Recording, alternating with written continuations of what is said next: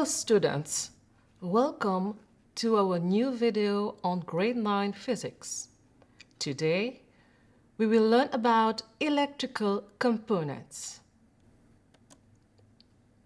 At the end of this lesson, you will be able to firstly identify electrical components and their corresponding symbols, and secondly draw simple circuit diagrams using electrical symbols. In your lower classes, you have learned about some of the common electrical components used in electricity, right? Can you identify the electrical components displayed on your screen?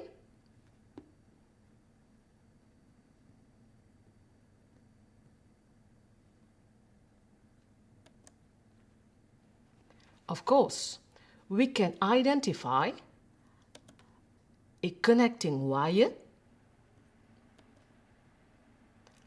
a switch which is open, a bulb mounted on a bulb holder, and a dry cell in a cell holder.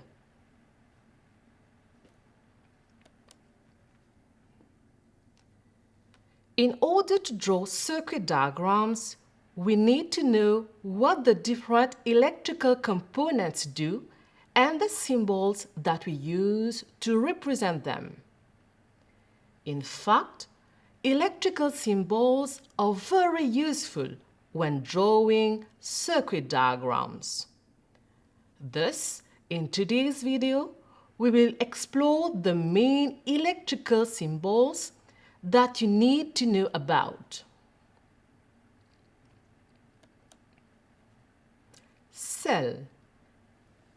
To provide electric power in a circuit, we need a cell.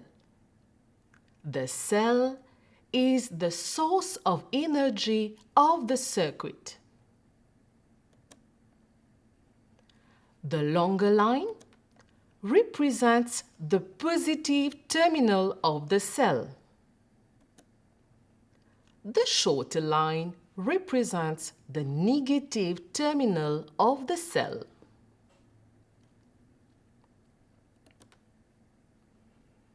Battery. The battery also provides electric power to the circuit. For example, when two cells are connected together, the two cells form a battery. When three cells are connected together, the three cells form a battery. Since a battery is when there is more than one cell, the general symbol used is as shown. The first cell dash dash dash to represent any number of cells in between, and then the last cell. That's it. This is the symbol of a battery.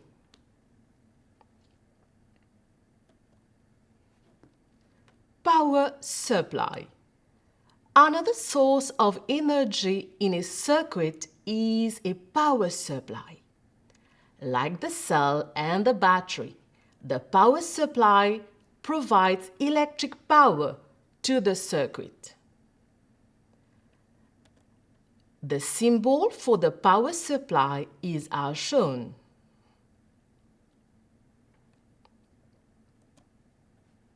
Closed switch.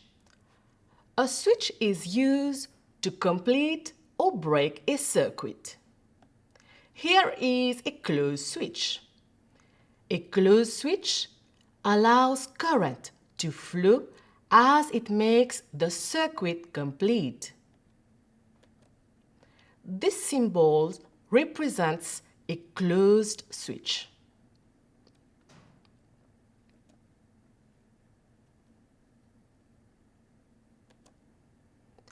Open switch. Now the switch is open. It does not allow current to flow as the circuit is broken. That is, the circuit is incomplete. This is the symbol for an open switch.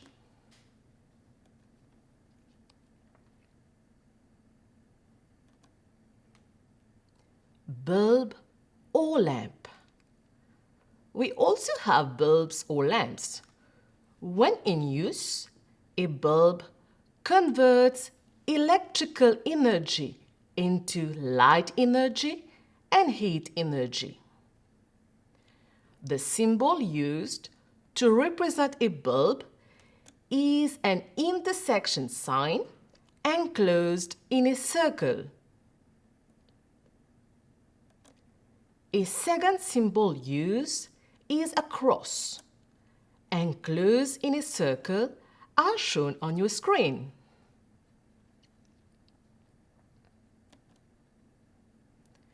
Connecting wire. To join the different components in a circuit, we use connecting wires. Connecting wires allow current to flow within the circuit. The symbol used to represent a connecting wire is a straight line as shown.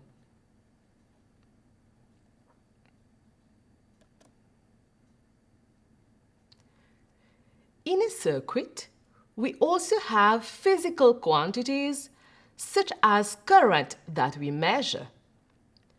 To measure the amount of current, we use an instrument called the ammeter. Ammeters can be analog or digital.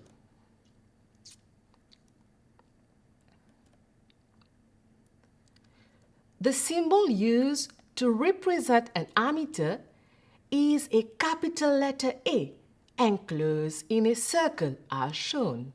Easy, right?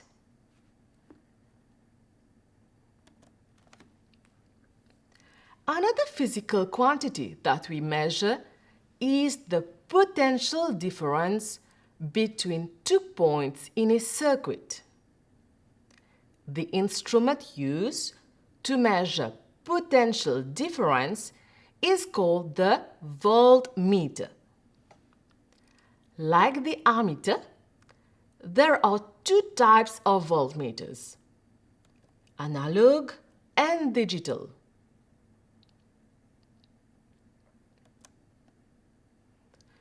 The symbol used to represent a voltmeter is a capital letter V enclosed in a circle as shown. A voltmeter is also used to measure the electromotive force of a cell or of a battery. Fixed resistor. In a physics laboratory, fixed resistors are used to control the amount of current pulsing in a circuit by providing a fixed amount of resistance. The symbol used to represent a fixed resistor is a rectangle as shown.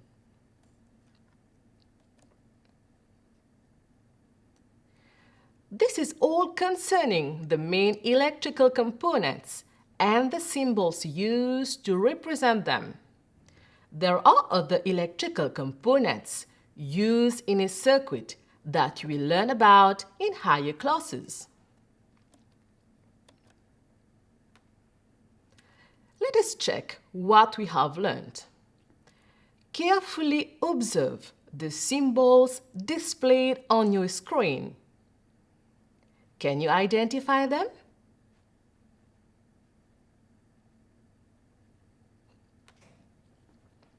Have you been able to identify them? The first symbol, a V in a circle, represents a voltmeter. The second one represents a cell. And the third one represents a lamp or a bulb. Good job!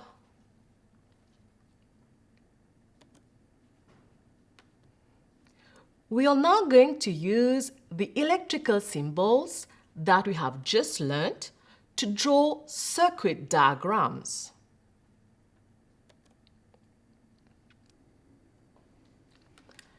Observe the circuit shown on your screen. How do we draw its corresponding circuit diagram?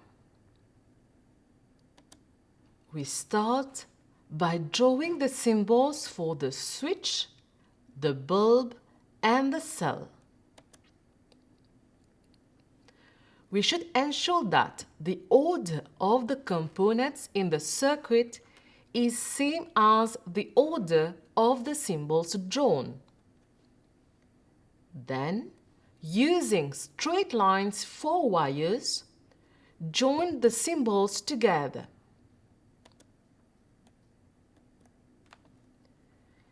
This is the circuit diagram representing the circuit. It was simple to draw, wasn't it? Using arrows, we can even show the direction of current in the circuit. So, the current flows from the positive terminal of the cell around the circuit and into the negative terminal of the cell are shown by the green arrows. Here is another circuit. Let us draw its corresponding circuit diagram. Again, we draw the symbols for the cell, the switch, the ammeter, and the bulb. Then, using straight lines for wires, join them together. This is the circuit diagram representing the electric circuit. Easy, right? We have reached the end of today's lesson, which was on electrical components. We have learned that electrical components are represented using electrical symbols. And electrical symbols are helpful when drawing circuit diagrams. Thank you for watching. See you for another learning video. Bye-bye.